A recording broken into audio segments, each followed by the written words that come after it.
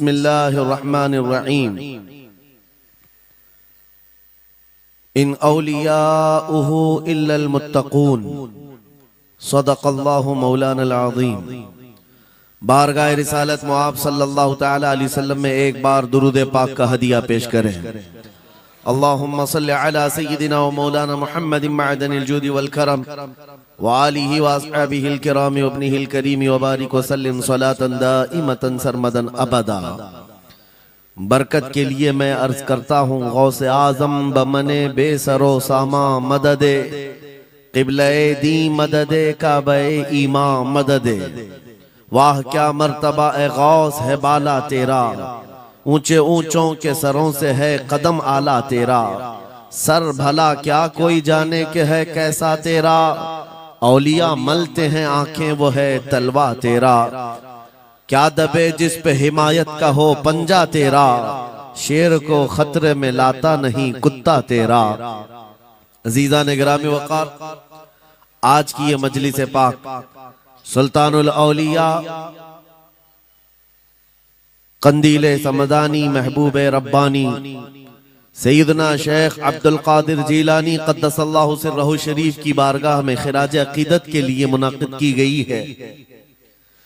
और आज से ठीक एक साल पहले मुंब्रा की सरजमीन पर मैं आपके सामने हाजिर रहा और जलसा भी था गौसे पाक का ही। फिर साल भर के बाद बराबर यही अय्याम थे, जमीन थोड़ी बदली हुई लगती है, लेकिन मिंबर पर मौजूद उलमा भी वही तकरीबन मुझे नजर आते हैं और सामने के चेहरे भी पहचाने नजर आते हैं और जलसा भी वही है। ये बात मैं इसलिए जिक्र कर रहा हूं तवज्जो के साथ। साल भर गुजर गया मुंब्रा में, मैं खिताब करके आपके पास से रुखसत हुआ, उस बीच मेरा आना जाना हो न सका। लेकिन इस एक साल भर की मुद्दत में मुंब्रा वाले में से कोई एक बात भी बता दे, क्या कोई मेरे पिछले बयान से आज बयान करने के बीच का जो साल गुजरा है कोई फसाद हुआ है, या कोई कर्फ्यू लग गई है, या कोई फितना हो गया है, या लोगों में कोई भड़कने वाले मामलात हुए हैं, किसी के पास कोई रिपोर्ट आई है? और अगर नहीं है तो मैं ये बात खास तौर पर डिपार्टमेंट वालों से कह रहा हूं, जिनको हमारा नाम ले लेकर के ही इतना डराया गया है कि जलसा होते ही उनके हाथ पैर अलग अंदाज में रखते हैं, कि उनको ऐसा लगता है कि ये मौलवी आएगा अभी भड़काएगा और मुंब्रा में पूरी आग लग जाएगी। मियां साल भर पहले की रिपोर्ट भी आपके पास है, साल भर पहले भी इसी जगह से खिताब हुआ और आज फिर खिताब करने आए। उनसे मैं कहता हूं, कच्चे कान न रखें, अच्छी रिपोर्ट लिया करें, अच्छी रिपोर्ट लिया करें। हम गौसे आजम के दरबार के कुत्ते हैं, हम फितना व फसाद मचाने या आतंक और दहशत फैलाने नहीं आते। हमको जो बोलना होता है वो खुफिया सुरंगों में नहीं, खुले मैदान में बोलते हैं। हमारी कोई खुफिया मीटिंगें नहीं होती, ढकी छुपी प्लानिंग नहीं होती। गौसे पाक के दरबार के कुत्ते हैं, खुले आम बोल रहे हैं, इसलिए कि आला हज़रत अज़ीमुल बरकत इमाम अहले सुन्नत मुजद्दिद वक्त अपने वक्त के अबकरी आलिम दीन है। लेकिन उनका भी हाल ये था कि वो डंके की चोट पर बोलते थे और लिखते थे, और फिर अपनी निस्बत पर ये फख्र भी करते थे कि मेरी किस्मत की कसम खाएं सगाने बगदाद, बगदाद के कुत्ते मेरी किस्मत की कसम खाएंगे। आला हज़रत फरमाते हैं, मेरी किस्मत की कसम खाएं सगाने बगदाद, अरे हिंद में रह के भी देता रहूं पहरा तेरा। हम हिंदुस्तान में हैं, गौसे आजम के दरबार का पहरा दे रहे हैं। लेकिन साहब किसी को तकलीफ है तो मैं उनको एक बात बता दूं, थोड़ी बहुत आवाज हमारी ऊंची होती है, इसलिए कि जिस दरबान के हम कुत्ते हैं उस तरफ अगर कोई उंगली उठाएगा भौंके के नहीं, फाड़ खाने की भी ताकत रखते हैं। मेरे अजीजों, कुत्ते का काम ही है वो दरबान के दरवाजे पर होता है और वो निगरानी के लिए है। हमारी जुबानें नबी करीम सल्लल्लाहु अलैहि वसल्लम की इज्जत के लिए रखी गई है। हमारी जुबानें, हमारी जिंदगियां अल्लाह के वलियों की हिमायत के लिए रखी गई है। और अगर उनकी हिमायत में ना बोले तो फिर क्या धोती कुर्ते वालों के लिए बोलेंगे? बात सिर्फ इतनी है कि स्टेज उधर भी लगते हैं, इधर भी लगते हैं। आप चापलूसी किसी और की करते हैं और हम तारीफ किसी और की करते हैं। आप माल के पीछे भागते हैं और फिर आप मौजूदा हुकूमत जो भी मौजूद है उसके सिक्कों पर और उनके ओहदे पर और उनके मनसब पर देख करके आप बात करते हैं। लेकिन अल्हम्दुलिल्लाह हम फकीरों की आदत ये है, हम बरसों पुराने आबा व अजदाद से गौसे आजम के ही दरबान, उनके ही गुलाम हैं। इसलिए कि हमने ये सुना भी है और पढ़ा भी है, हमारे यहाँ निस्बत पर फख्र किया जाता है। और कैसी निस्बत पर? अरे हमारे वक्त का मुजद्दिद जब इस बात पर फख्र करता है, या गौस तुझसे दर, दर से सग और सग से है मुझको निस्बत। ये भी नहीं कहा डायरेक्ट गौसे पाक आपसे डायरेक्ट मुझे निस्बत है, ये नहीं कहा, बल्कि या गौस आपसे आपके दरबार को निस्बत है, आपके दरवाजे से आपके कुत्ते को निस्बत है और आपके कुत्ते से मुझ अहमद रजा को निस्बत है। तुझसे दर, दर से सग और सग से है मुझको निस्बत। मेरी गर्दन में भी है दूर का डोरा तेरा, और इस निशानी के जो सग हैं नहीं मारे जाते। क्या बेहतरीन फार्मूला दिया है, डरने वालों के लिए ही आला हजरत ने कहा है। जो खौफ खाया करते हैं, खौफ न रख रजा जरा, तू तो है अब्दे मुस्तफा। आला हज़रत फरमाते इस निशानी के जो सग हैं नहीं मारे जाते। सग फारसी लफ्ज है और कुत्ते को कहते हैं। कौन सी निशानी वाले सग नहीं मारे जाते? जिस कुत्ते के गले में पट्टा होता है उसको नहीं पकड़ा जाता। म्युनिसिपैलिटी की गाड़ी भी आती है कुत्तों वाली, वो इंजेक्शन मार के जाते हैं या कुत्तों को पकड़ के ले जाते हैं। बहुत कुत्ते अगर आवारा हो गए, कंप्लेंट करो, कुत्तों को उठा ले जाएंगे। लेकिन उन उठा ले जाने वाले कुत्तों में अगर एक भी बेल्ट वाला आया तो छोड़ देंगे। क्यों? ये पट्टा बताता है इसका कोई मालिक है, ये आवारा नहीं है, किसी का पाला हुआ है। पट्टा बताता है इसका कोई मालिक है। और आला हजरत फरमाते हैं हमारे गले में कादरी पट्टा पड़ा हुआ है और इस निशानी के जो सग हैं नहीं मारे जाते। हश्र तक मेरे गले में रहे कादरी पट्टा तेरा। गौसे पाक का ये निस्बत का पट्टा पड़ा हुआ है। ये अल्हम्दुलिल्लाह हमें बहुत सारी चीजों से महफूज रखता है। हमें जाहिर सी बात है आज इसी बात पर फख्र भी है। लोग मौलाना साहब कह रहे हैं हक बात कहना इस जमाने में नहीं, हर जमाने में दुश्वार रहा है, हर जमाने में दुश्वार रहा है। लेकिन ऐ नौजवानों, अगर तुम्हें अपनी निस्बत पर यकीन है कि मेरा पीर गौसे आजम जैसा है, मेरी निस्बत मुस्तफा करीम सल्लल्लाहु अलैहि वसल्लम से है, तो फिर खौफ किस बात का, डर किस बात का? इसीलिए हम डंके की चोट पर बोलते हैं, क्यों दबे जिस पे हिमायत का हो पंजा तेरा, शेर को खतरे में लाता नहीं कुत्ता तेरा। अजीजा ने ग्रामी वकार, आज सुल्तानुल औलिया गौसुल आजम की बारगाह में हम खिराज अकीदत पेश करने आए। जो बातें मैं अर्ज कर रहा हूं वो गौर से सुने। करामात ये औलिया इकराम की जिंदगी का हिस्सा है, अल्लाह की तरफ से उन्हें दिया गया। करामत क्या है? ऐसा मुहय्यरुल अक़ूल काम, अक्ल को हैरत में डाल देने वाला काम जो आम इंसान नहीं कर सकता, आम इंसान की अकल में ना आए। अल्लाह के वली से सादिर होने वाला ऐसा कोई काम, उसको करामत कहते हैं। लेकिन करामत औलिया इकराम की विलायत को साबित करने के लिए जरूरी नहीं। औलिया इकराम की विलायत को साबित करने के लिए करामत नहीं दिखाई जाती, शरीयत पर इस्तिकामत ये विलायत की अलामत है। अगर वो मजबूती के साथ हर जमाने में अपने दीन पर जमा हुआ है, वो अल्लाह का वली है, वो अल्लाह का वली है। आज भी हमारी कौम औलिया को ढूंढने पर लगी हुई है। सुनो, अल्लाह का वली ढूंढना चाहते हो तो ढूंढने के लिए निकलते हैं और पीछे पड़ जाते हैं, देखते हैं ये ठोकर मार करके सोने का सिक्का निकाल सकता है कि नहीं निकाल सकता है। औलिया को इन्हीं बातों पर आज भी लोग परखते हैं। सोचते हैं कि अभी बाबा आसमान पर उड़ेंगे तो मैं समझ लूंगा अल्लाह के वली हैं, पानी पे चल के दिखाएंगे तो मैं समझ लूंगा अल्लाह के वली हैं। मैं यहीं बैठा हूँ, अचानक मेरे पास पैसों का थैला खोल के दे दें, अल्लाह के वली होंगे।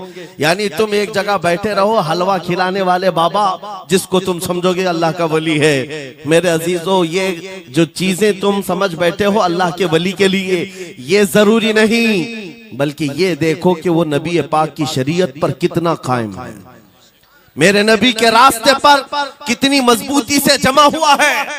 मैं आपको पूछता हूँ, सय्यदुश्शुहदा इमाम अली मकाम इमाम हुसैन आजम से बढ़कर अल्लाह का वली कौन? अल्लाह का वली कौन है? सारे औलिया कराम की निस्बत वहां जाकर खत्म होती है। उस हुसैन आजम को देखें करबला के मैदान में, अपने बच्चों की कुर्बानी के सामने भी जमे रहे, डटे रहे, करामत का इजहार नहीं किया, शरीयत पर इस्तिकामत लोगों को दिखाया। दुनिया में जैसी भी आफतें आ जाएं, मुसीबतें आ जाएं, अगर दीन मुस्तफा पर जमा हुआ है, इस्तिकामत के साथ खड़ा हुआ है, वो उसकी सबसे बड़ी विलायत है, वो सबसे बड़ा वली है। अल्लाह का वली वो है जो शरीयत पर जमा हुआ है, डटा हुआ है, कायम है। और करामात औलिया इकराम की जिंदगी का एक छोटा हिस्सा है, छोटा हिस्सा है, और इस्तिकामत ये बहुत बड़ा हिस्सा है। जमे रह जाना किसी बात पर, खौफ ना खाना बातिल ताकतों से, न डरना इन जालिमों से, ये औलिया इकराम की जिंदगी का खास वतीरा है। आज हम सबको जिस चीज की जरूरत है वो करामत की नहीं, इस्तिकामत। करामतें सुनते भी आया, अब करामत से आप ये समझते हैं कि काया पलट जानी चाहिए।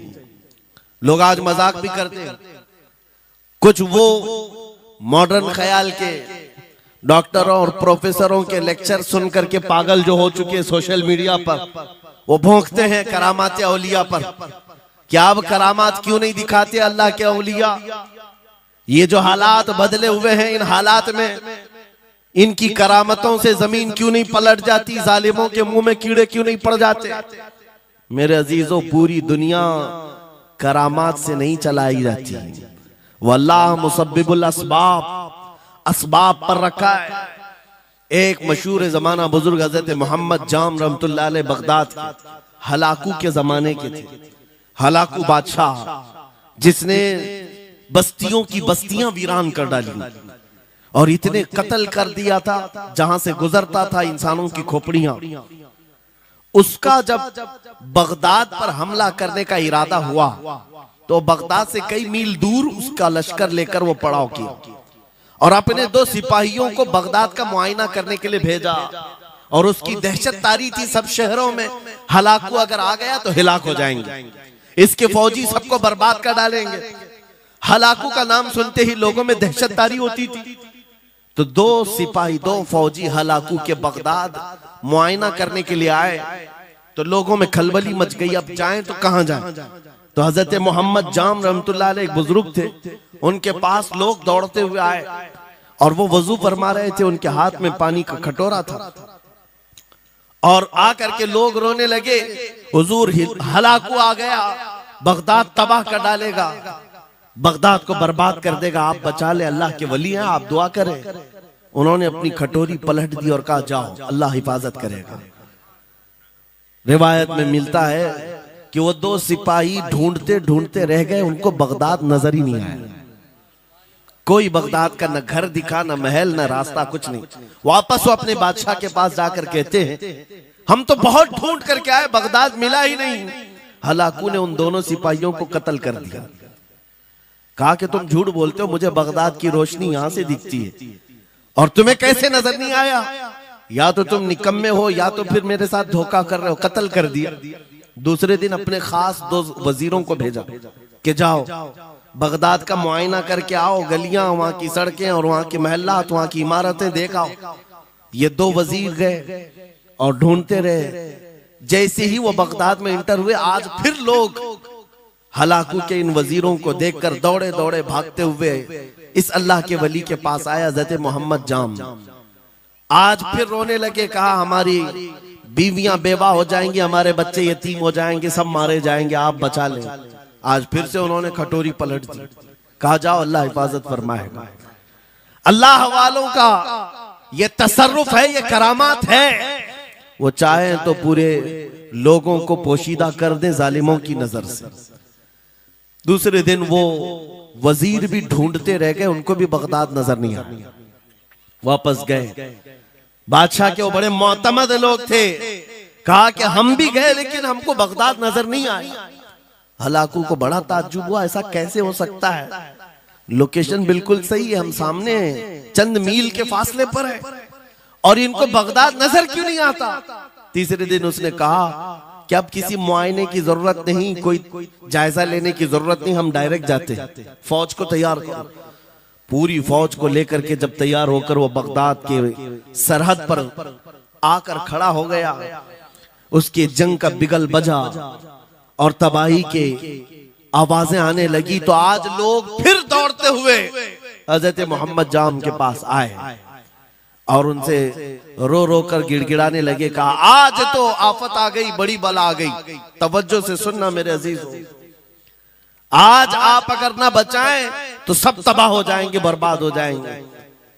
आज आप अपनी कटोरी उठा रहे थे, उन्हें गैब से निदा आई, ए मेरे महबूब बंदे, कब तक तुम अपनी कटोरी उठाकर इनको बचाते रहोगे।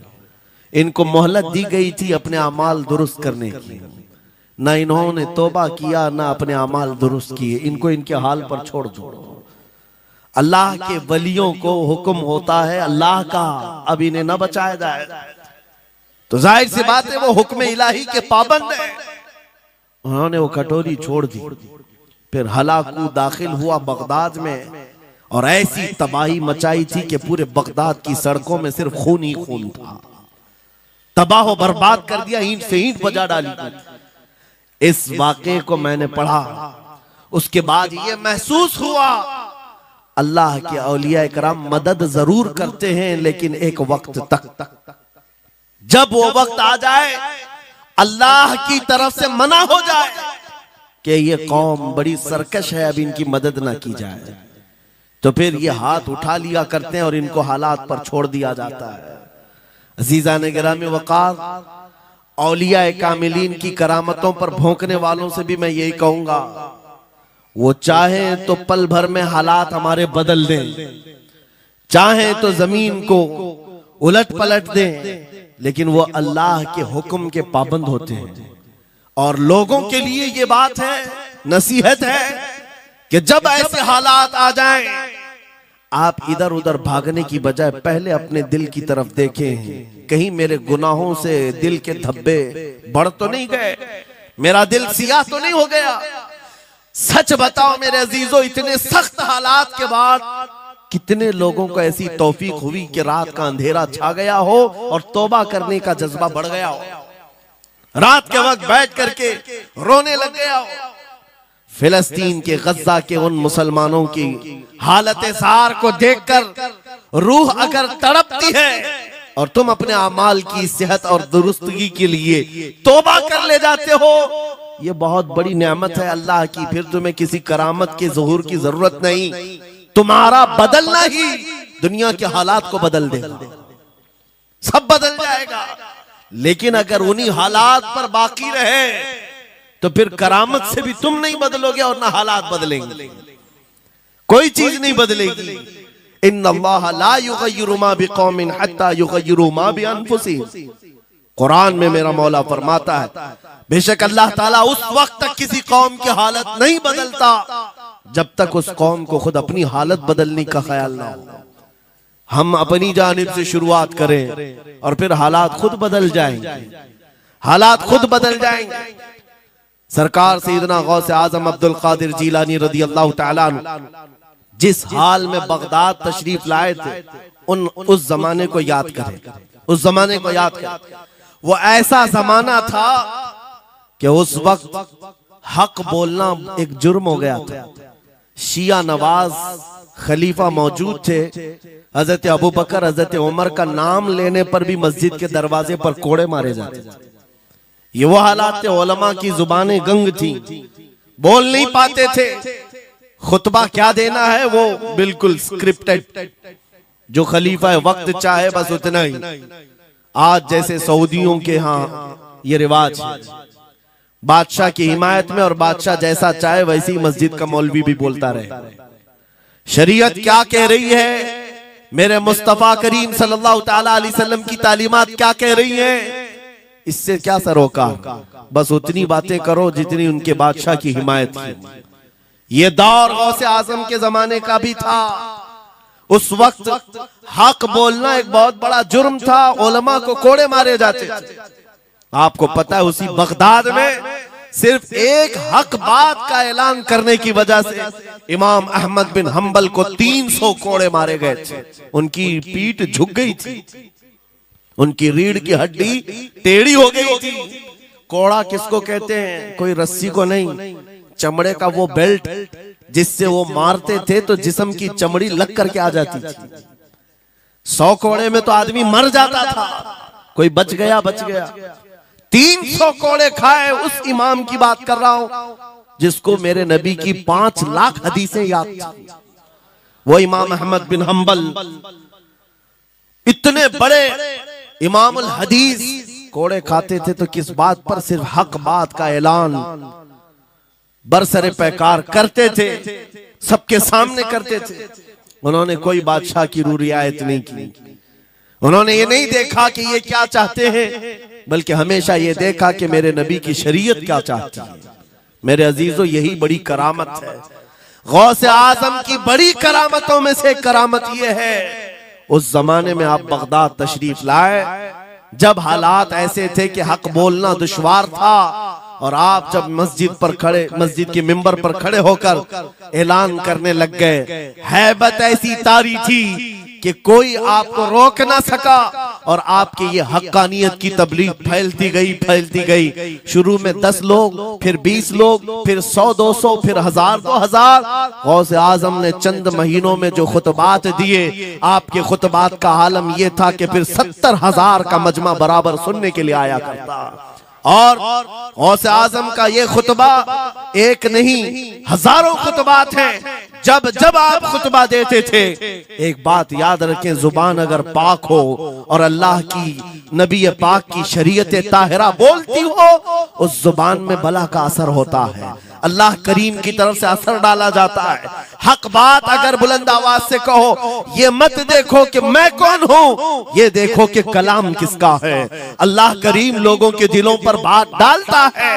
गौसे आजम की जुबान से निकले हुए कलमात ऐसे हुआ करते, मजमा खत्म होने से पहले पता नहीं कितनों की तो लाशें उठाई जाती थी, कितने तो वहां बेहोश हो जाते। किस बात पर? इतना असर करता दिल पर कि लोग कपड़े फाड़ लेते थे। खुतबे के अंदर, बयान के अंदर ऐसा असर होता कि लोग बैठे बैठे मदहोश हो जाते, कोई जोश हाल में कपड़े फाड़ डालते। रिवायात में बताया गया कोई एक मजमा भी ऐसा नहीं जिसमें हुजूर गौसे पाक की तकरीर के बाद जनाजा ना उठाया गया। हर खिताबत के बाद, और बोलते क्या थे, हैरत की बात है मेरे अजीजों। आज बाज लोग ये कहते हैं, हम भी बहुत सारी चीजें बयान कर रहे हैं, मैं अपने लिए भी नसीहत और सारे उलमा के लिए भी कहता हूं। लोगों के पल्ले नहीं पड़ती, लोगों के कानों में नहीं जाती। ये जुमा में आते हैं, सोते रहते हैं, जब इमाम खड़ा होता है नमाज के लिए तो ये झटका लेकर के खड़े होते हैं, बयान यूं ही चला जाता है। मेरे अजीजों, 2 चीजों की पाबंदी जरूरी है। मैंने पढ़ा था इमाम अहमद बिन हंबल नहीं, हजरत सुफियान सौरी रदी अल्लाह ताला, हजरत सुफियान सौरी नसीहत कर रहे थे, और जब वो नसीहत करते तो लोग रो पड़ते थे, आखिरत को याद करते, कब्र की होलनाकियों का तज़किरा करते तो लोग रोने लगते थे। एक बंदा था, वो मजलिस में आया करता और खामोश बैठता, और उस पर कुछ भी असर नहीं। एक दिन उसने पकड़ करके पूछा हजरत सुफियान से, आप जब बयान करते तो लोग धाड़े मार मार कर रोते हैं, मुझे तो कुछ नहीं होता, मैं तो ऐसे ही बैठा रहता हूं। आपने क्या फरमाया? आपने ये नहीं फरमाया कि तू बदतमीज है, तू बदमाश है, तू बदअमल है।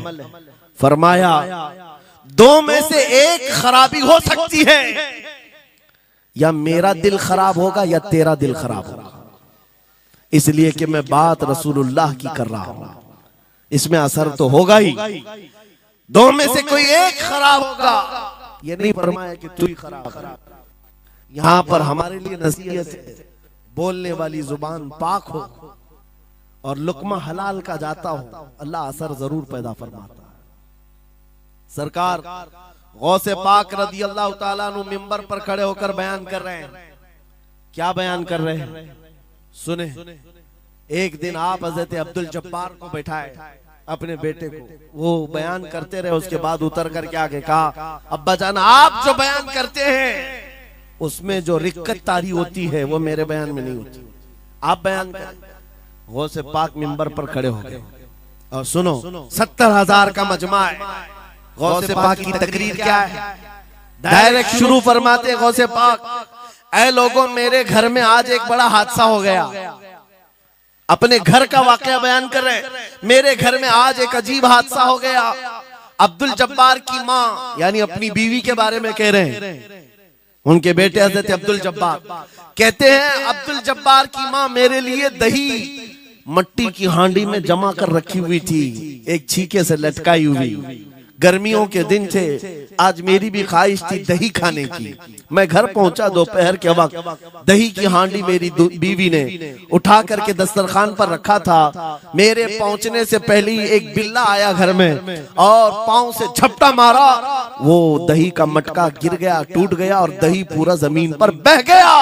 न माँ खा सका न मेरी बीवी खा सकी। इतना बयान करना था कि लोग ठाड़े मारकर रोने लग गए, कपड़े फाड़ने लग गए, लोगों के अंदर जोश हाल से कैफियत बदल गई। मेरे अजीजों, कोई अपने घर का वाकया बयान कर रहा हो कि दही की हांडी फट गई, दही बह गया, इसमें कौन सी ऐसी बात है रोने की? ये हमारे और तुम्हारे लिए हो सकता है। गौसे आजम का मजमा भी अहले दिल का हुआ करता था, वो बसीरत वाले लोग बैठते थे। गौसे पाक क्या बयान कर रहे थे? गौसे पाक के बयान का मतलब ये नहीं है कि अब्दुल उनकी बीवी दही की हांडी जमाई थी और उनके लिए खाने का इंतजार कर रही थी।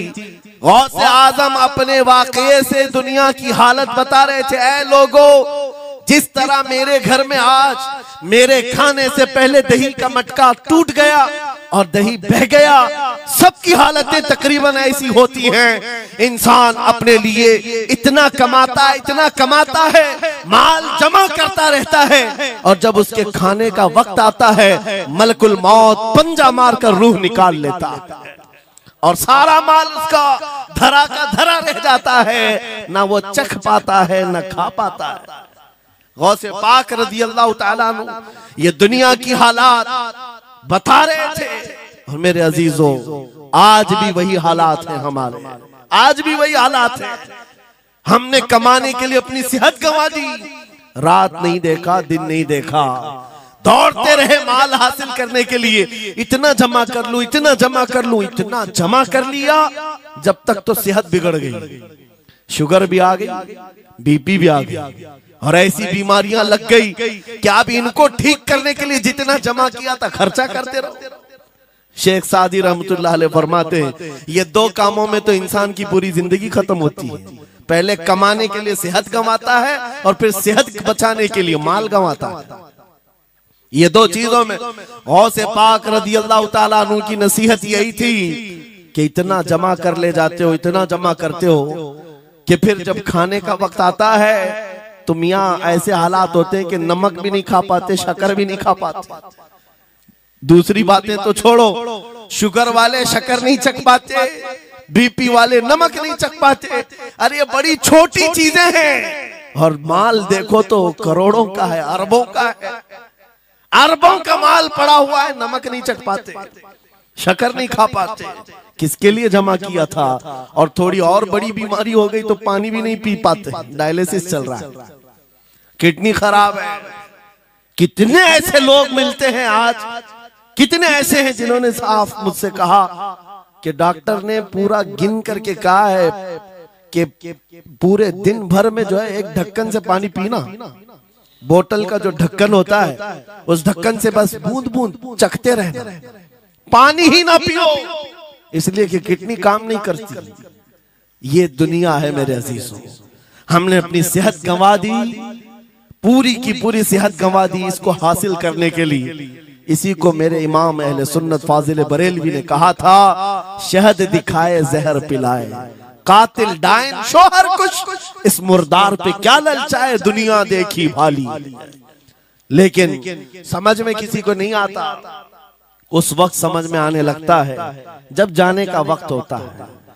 जाने के वक्त हालात ऐसे होते हैं, मैं अक्सर अपने टूर में देखता हूँ, उमरा पे जाते हैं, बगदाद पे जाते हैं, खूब आयश से रहते हैं, सबको पता रहता है प्लेन में सिर्फ 30 किलो का अलाउड है, लेकिन मार्केट में जाते हैं तो उनको कुछ खबर नहीं होती, सब खरीद रहे होते हैं। हो जाए खरीद करके लाकर रूम में भर दिए, और आज शाम में जाना है तो ठोस रहे हैं इस बैग में उस बैग में नहीं घुसा, और उसके बाद फिर एयरपोर्ट पहुंचे तो कभी इसको रिक्वेस्ट कभी उसको रिक्वेस्ट, थोड़ा हमारा भी ले लो, थोड़ा हमारा भी ले लो। अरे वहां सबका 30 है, कोई लेने को तैयार नहीं। फिर खरीदा हुआ वहीं छोड़ करके हसरत भरी निगाह से देखते जाते हैं, किसी की खजूर छूटी हुई है, किसी के मुसल्ले छूटे हुए हैं, किसी के कपड़े छूटे हुए हैं। हर बार हम एयरपोर्ट पे देखते हैं, छोड़ करके जा रहे होते हैं, बड़ी हसरत से देखते हैं। मेरे अजीजों, ये कोई लतीफा नहीं, सेम यही हालात जब दुनिया से जा रहा होता है एक इंसान, मरने से पहले उसकी आंखें फटी रह जाती हैं। क्यों कहा गया है मरने के वक्त सबसे पहले उसकी आंखें बंद कर दो? क्योंकि वो अपना माल देख रहा होता है, अपनी औलाद देख रहा होता है,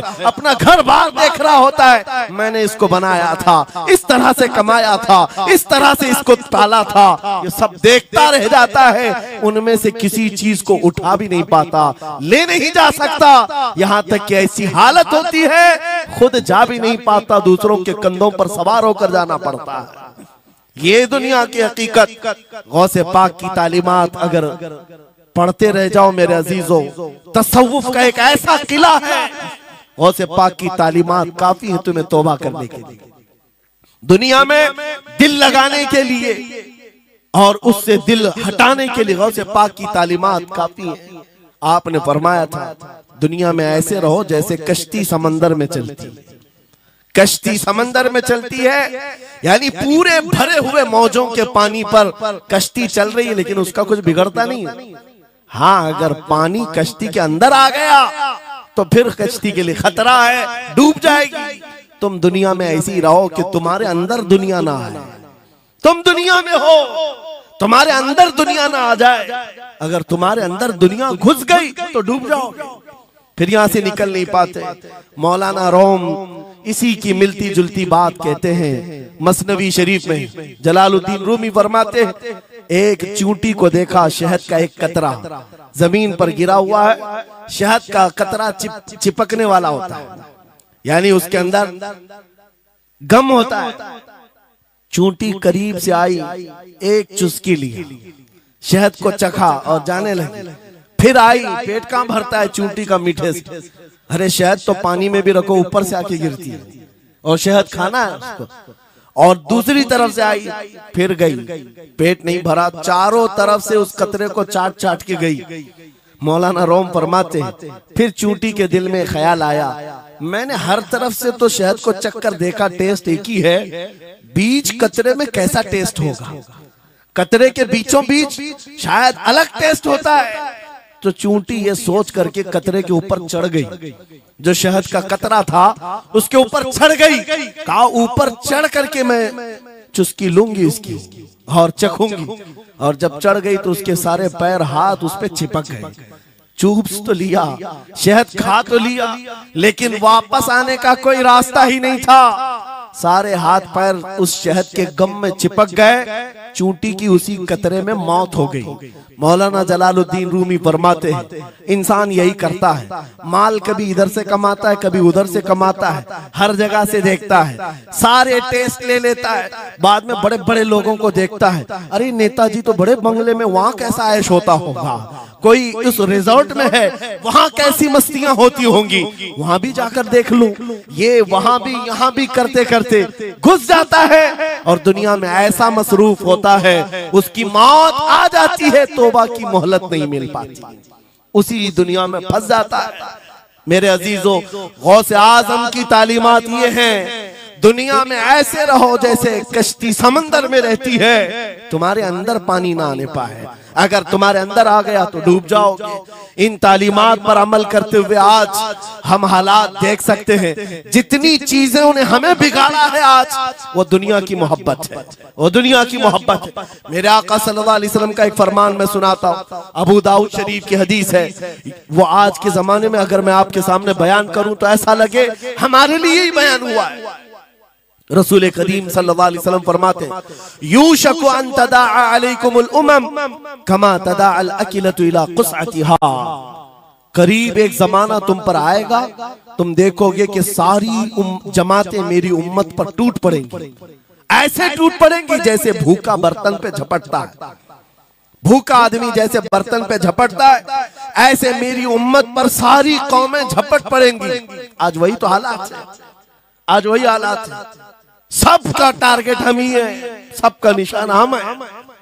सहाबा ने पूछा उस वक्त, यौमइदिन नहनु मिन क़िल्लतिन या रसूल अल्लाह, ऐ अल्लाह के रसूल उस जमाने में हमारी तादाद कम होगी, ऐसा क्यों होगा कि सारे लोग हम पर झपट पड़ेंगे?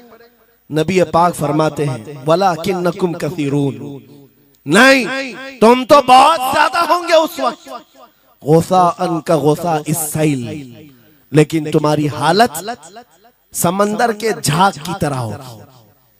यानी समंदर का कफ झाग जो होता है हवाओं से उड़ जाता है, तुम्हारी हालत ऐसी होगी।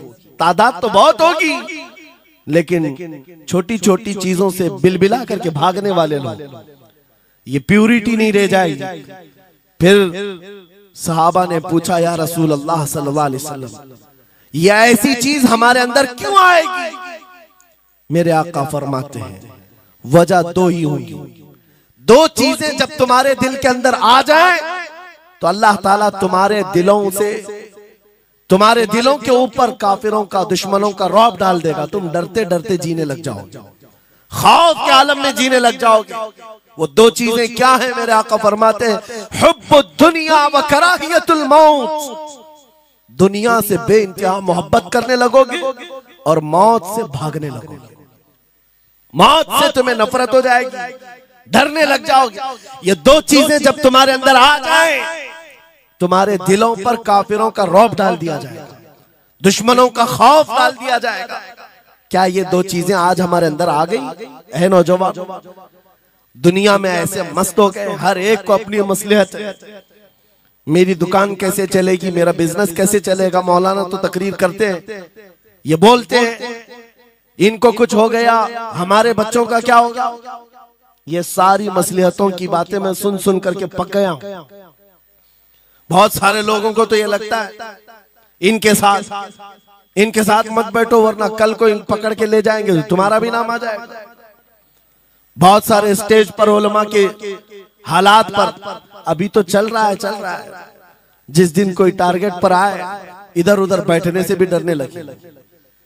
इनके ऊपर इतने केस हैं, बाजू बैठने वालों की भी हालत खराब हो जाएगी, हमारा भी नाम ना आ जाए। मेरे अजीजों, ये सब गीदड़ भपकियां हैं, तुम्हारे ईमान का इम्तिहान। मैं तो यही कहता हूं, हमारे साथ कोई मामला नहीं।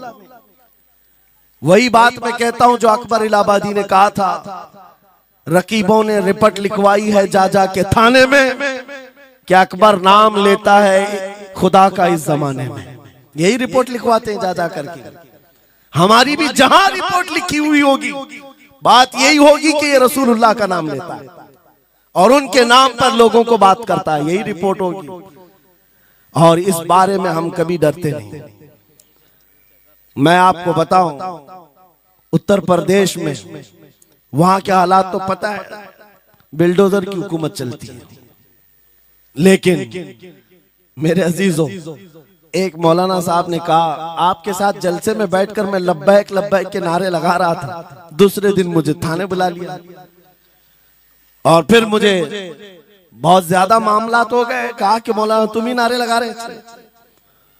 आप लोग ना डरे इंशाअल्लाह। यहां पर तो उन्होंने मुझसे कहा मैं कहा क्या हुआ, फिर कुछ हुआ? कहा हमसे कह रहे थे केस हो जाएगा, हालात बिगड़ जाएंगे, खराब हो जाएंगे। मैंने कहा फख्र करो मौलाना इस बात पर, दुनिया चोरी करके थाने जाती है और तुम नबी का नाम लेकर जा रहे हो, कौन सा मसला है? बात सिर्फ इतनी है मेरे अजीजों, हम बोलते रहेंगे उस वक्त तक जब तक अल्लाह तबारक व तआला ने जुबान रखी है। नबी पाक की अज़मत और नबी पाक की शरीयत और औलियाए उम्मत की मिदहत बयान करना जुर्म है। यह जुर्म हम 1000 बार करें, अगर ये जुर्म है 1000 बार करें, बल्कि हम दार पर भी, फांसी के फंदे पर भी ये जुर्म करेंगे, क्योंकि हमारे असलाफ ने हमें ये बताया है जो जान मांगो तो जान दे दें, जो माल मांगो तो माल दे दें, मगर ये हमसे कभी ना होगा नबी का जाहो जलाल दे दे।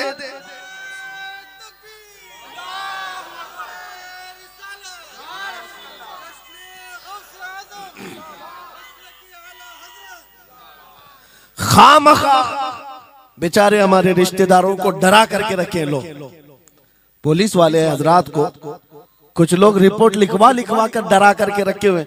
मैं आपको बता रहा हूं एक साल में तकरीबन 170 के करीब जलसे करके आए।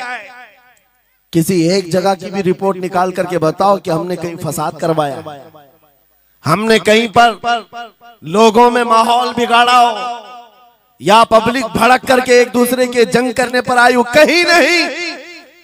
अगर कौम को, सोई हुई कौम को बेदार करना तुम्हारे नजदीक भड़काना है तो ये भड़काना तो बहुत अच्छा है मेरे अजीजों। हमारा काम सिर्फ इतना है, हम उन नौजवानों से बात कर रहे हैं जो अपने नबी के फिदाई हैं, जो अपने नबी के आशिक हैं, और हम सिर्फ उस लौ को और बढ़ाना चाहते हैं जो इनके सीनों में जल रही है। इनके सीनों में किसी और की नहीं, मेरे मुस्तफा के मोहब्बत की शमा है। अगर वो मध्यम है हम उसको तेज करना चाहते हैं। बस मेरे नौजवान से मेरा मुतालबा सिर्फ इतना ही है, किसी की जय विजय क्यों पुकारे, क्या गरज हमको, हमें काफी है सैयद अपना नारा या रसूल अल्लाह, हमें काफी है सैयद अपना नारा।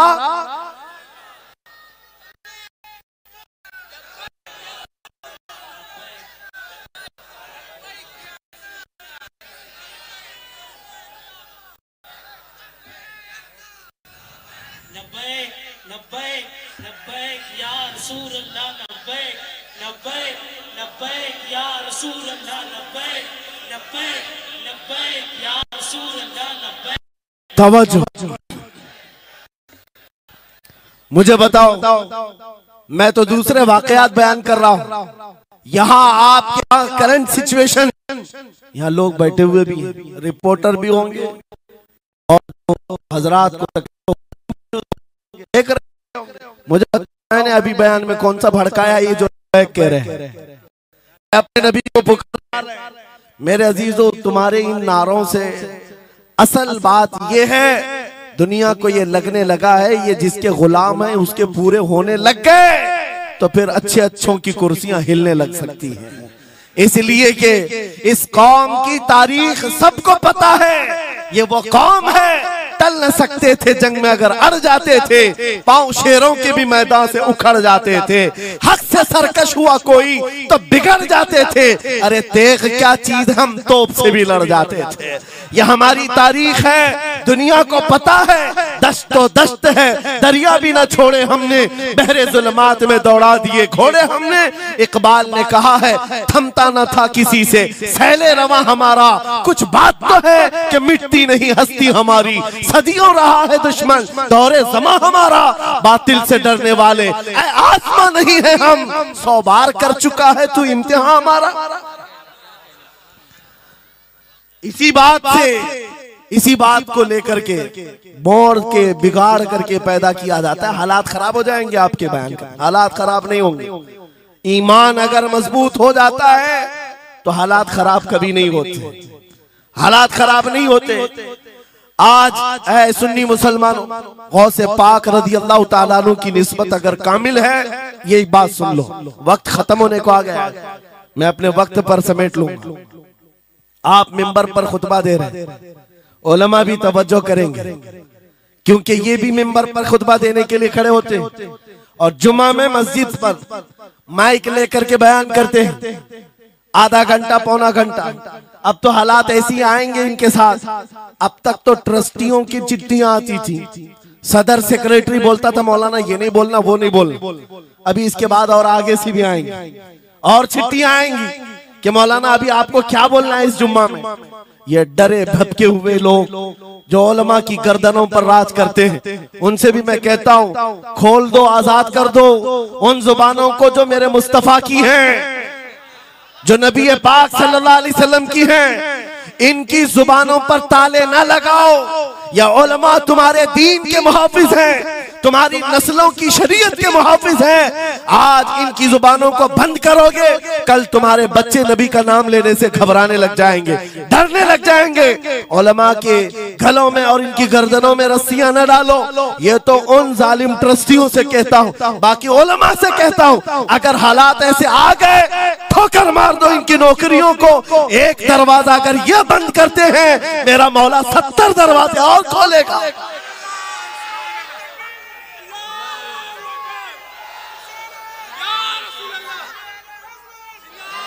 सुनो गौसे पाक रज़ी अल्लाह ताला अन्हु किस बात से डरते थे।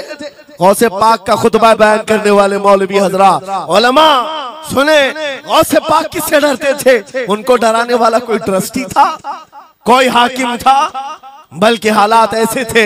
एक बार खिताब कर रहे हैं मजमे में, बहुत बड़ा मजमा है, खिताब के बीच दरमियान अभी वाज हो रहा है, एक काला सांप गिर गया आपके कंधे पर।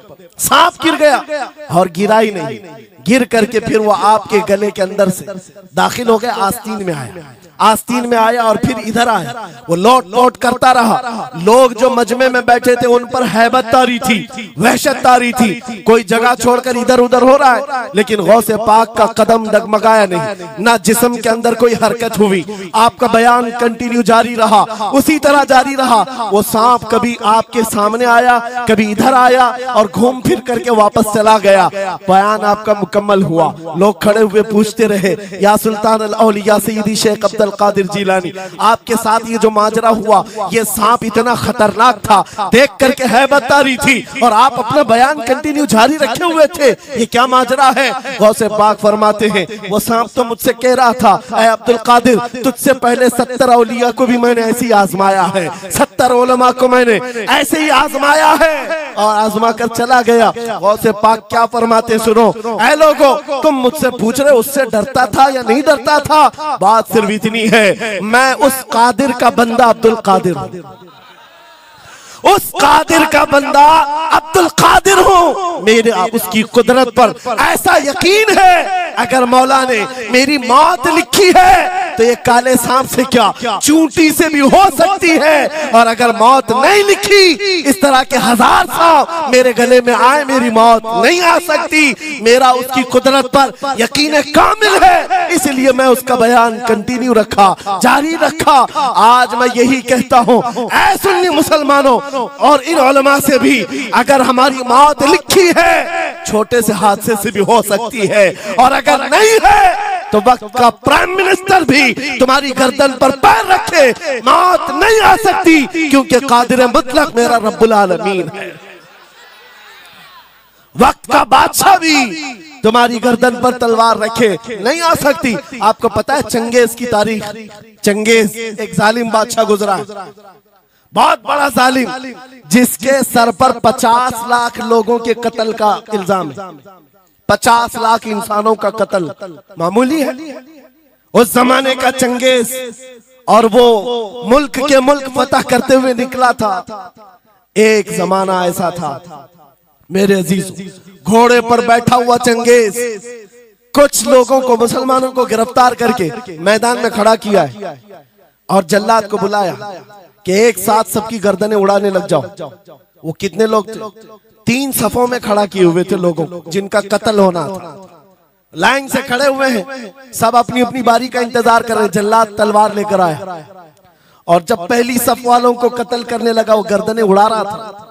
एक बूढ़े मियाँ पहली सफ में खड़े थे, वो जल्दी से दूसरी सफ में चले, पीछे वाली सफ में गए बादशाह चंगेज घोड़े पर बैठा हुआ खिलौने से खेल रहा है और ये मंजर भी देख रहा है और हंस रहा है। बूढ़ा यहाँ से उधर चला गया, पहली सफ का काम तमाम, पूरे कत्ल हो गए। दूसरी सफ में जब कत्ल का ऑर्डर आया तो जल्लाद फिर गर्दनें उड़ाने लगा। दूसरी सफ, दूसरी लाइन को कत्ल करने लगा जल्लाद। ये बूढ़े बाबा जो है तीसरी सफ में चले गए। पीछे और एक सफ थी, यहां से बचकर तीसरे में चले गए। दूसरी सफ भी उड़ गई। उसके बाद बादशाह चंगेज कहकहा मार करके कहने लगा, बाबा जी अब तो इसके पीछे कोई सफ नहीं, ये तीसरी थी, अब कहां जाओगे? बूढ़े मियां ने सर झुकाकर कहा, अब भी मेरा अल्लाह है। ये यकीन होता है जहां तक बचना है बच लेंगे, और जब नहीं है, बाबा जी ने कहा अब भी अल्लाह है, हो सकता है। उस चंगेज ने कहा कि उड़ाओ अब इनकी गर्दनें। अभी जल्लाद तीसरी सफ को उड़ाने ही जा रहा था, अचानक चंगेज के हाथ से वो खिलौना नीचे गिरा जो खेल रहा था बैठ करके घोड़े पर। जैसे ही वो खिलौना उठाने के लिए नीचे की तरफ आया, उसका पैर जीन से निकल गया और घोड़ा अचानक बिदक गया, सरकश हो गया और घोड़ा सर पर दौड़ने लगा।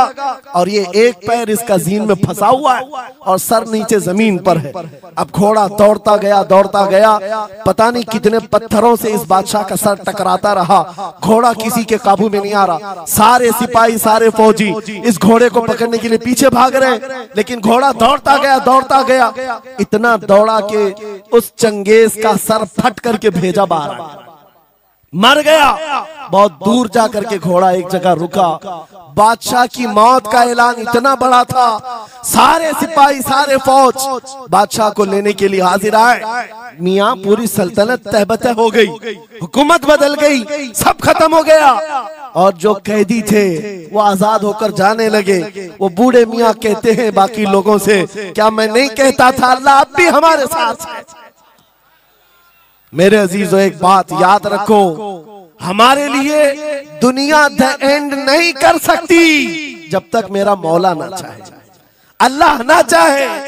आज लोगों को ये लगता है, मुझे वैसी भी बात बताया गया कि यहाँ पर मुंबरा की आपकी घनी आबादी, फिलिस्तीन के मामला पर कुछ बोलेंगे यहाँ पर भड़क जाएंगे लोग। मेरे अजीजों, इतने भड़कने की जरूरत नहीं। तुम यहाँ भड़कोगे तो फिलिस्तीन पहुंच भी नहीं पाओगे। बात यह है, हम बोलेंगे जरूर जुल्म के खिलाफ और हक के लिए, चाहे जैसी भी हालात हो। अगर किसी को बुरा लगता है इजराइल जालिम है, तो मैं 100 बार कहूंगा वो जालिम है, जालिम है, जालिम है। उनकी कोई हिमायत करने के लिए हम नहीं है, लेकिन एक बात आपको मैं जरूर बताना चाहता हूं। गौसे पाक का मसला ये है, सुल्तानुल औलिया गौसुल आजम की निस्बत के साथ आप अपनी शरीयत पर कायम रहें और अपने ईमान पर डटे रहें, और तौबा व इस्तिग़फ़ार के बाद अपने हालात बदल लें।